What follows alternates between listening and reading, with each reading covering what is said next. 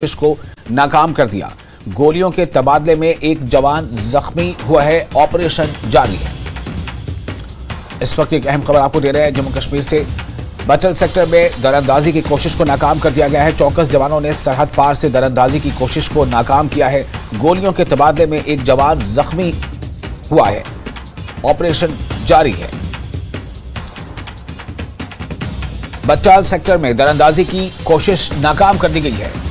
चौकस जवानों ने सुरक्षा पर मौजूद जवानों ने जो चौकस थे उन्होंने सरहद पार से दरअंदाजी की कोशिश को नाकाम कर दिया और एक्सचेंज ऑफ फायर यानी गोलियों के तबादले में एक जवान जख्मी हुआ है। ऑपरेशन जारी है।